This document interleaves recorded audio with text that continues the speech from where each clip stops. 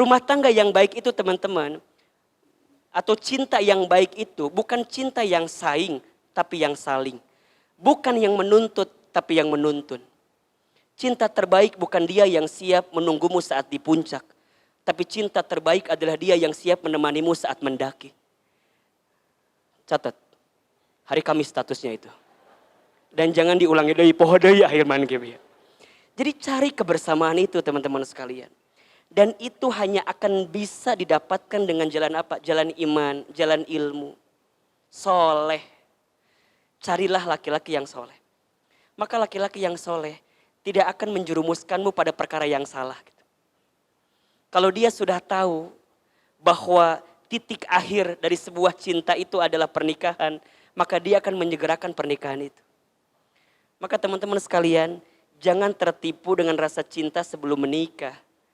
Karena sebelum menikah semuanya adalah hal-hal yang boleh jadi yang dikedepankan adalah kebaikan-kebaikannya saja. Cinta itu akan terasa benar adanya setelah kita menjalani yang namanya pernikahan. An-nikahu miftahur rizki. Nikah itu kuncinya rezeki. Teman-teman ngerasa, Hilman, aku teh udah suka sih sama seseorang. Cuman masalahnya aku suka, dia gak suka, Hilman. Kumaha caranya kira-kira? Kita suka, dia gak suka, gimana caranya?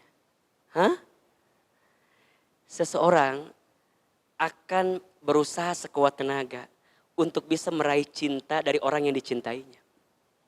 Maka kalau teman-teman mencintainya, usahakan perasaan cinta itu. Jangan mundur di tengah jalan. Aku mah udahlah, udah pasti ditolak. Kumaha gitu, geus pasti we gitu. Terus kumaha, tong diteruskeun atuh ari geus pasti mah. Tapi kan gak ada yang pasti sebelum kita mencoba. Jangan menyerah sebelum kita melangkah. Karena menyerah sebelum melangkah namanya kalah. Lebih baik kita kalah beneran setelah bertanding daripada kalah sebelum melangkah. Teman-teman gak usah takut. La tahzan innallaha ma'ana. Jangan sedih, sesungguhnya ada Allah bersama dengan kita. Perjuangkan siapapun yang ingin kita cintai itu. Tapi ingat, teman-teman jangan mencintai seseorang yang perasaan cinta itu membuat kita melabuhkan sepenuhnya cinta kepada seseorang itu. Maka disebutkan ada nasihat dari Imam Ali bin Abi Thalib ya. Cintailah orang yang kamu cintai sewajarnya. Karena boleh jadi nanti engkau membencinya atau menjadi musuh yang engkau benci. Bencilah seseorang itu biasa saja. Karena boleh jadi nanti engkau malah mencintainya. Malah menjadi orang yang paling kamu cintai. Jadi gimana Hilman? Kalau kita punya perasaan cinta, hadirkan cinta itu dengan kebaikan-kebaikan. Maka ada satu doa yang disebutkan oleh Nabi SAW. Ini hadis riwayat Ahmad. Ini doanya Nabi Daud sebenarnya. Tapi kemudian disebutkan dalam hadis itu. Doa agar kita mendapatkan cinta terbaik gitu. Apa doanya? Ya Allah, aku berharap anugerah cintamu. Ya Allah, aku berharap anugerah cintamu. Dan cinta orang-orang yang mencintaimu. Dan amalan yang membuat aku dekat dengan cintamu. Dan aku berharap tidak ada yang aku cintai kecuali cintamu kepadaku.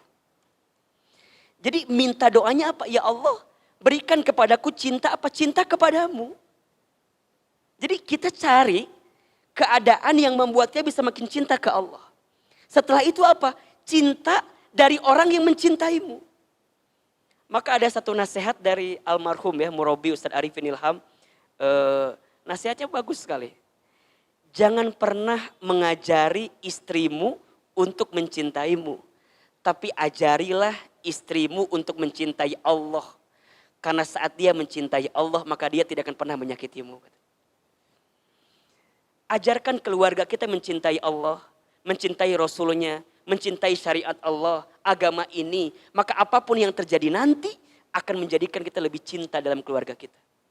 Maka perhatikan ya teman-teman sekalian.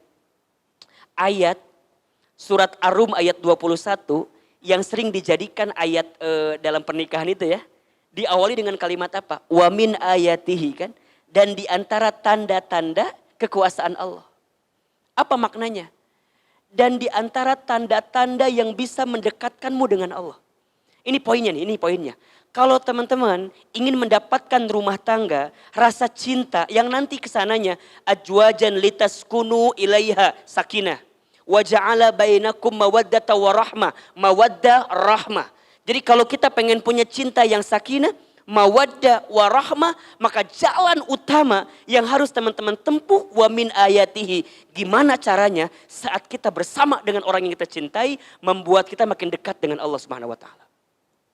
Makanya punten ya, Ahilman seringkali bilang, kalau ada di antara teman-teman, dulu sebelum menikah, rajin ta'lim, rajin kajian, rajin ngaji. Tapi saat setelah menikah, gak pernah ngaji lagi. Coba dievaluasi. Berarti ada sesuatu yang dulu kita lakukan baik, tapi kenapa gak dilakukan lagi sekarang? Justru setelah menikah harus makin rajin ngajinya. Setelah rumah tangga harus makin sering ta'limnya. Kenapa? Karena ujiannya makin banyak.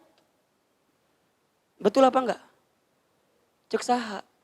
Emang nikah kamu belum kan? Katanya cina Ahilman. Benar. Nikah itu sekolah yang paling lama. Kalau sekolah yang paling lama berarti tempat belajar yang paling lama. Kalau belajarnya lama berarti ujiannya juga banyak. Betul nggak?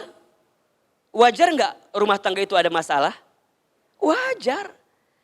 Dua orang yang beda kepala, beda pemikiran, beda latar belakang, disatukan di tempat yang sama. Memungkinkan ada masalah. Tapi rumah tangga sakinah itu bukan yang tidak ada masalah. Tapi rumah tangga sakinah itu adalah mereka yang saat ada masalah membuat dia makin dewasa untuk bisa makin dekat dengan Allah Subhanahu wa taala.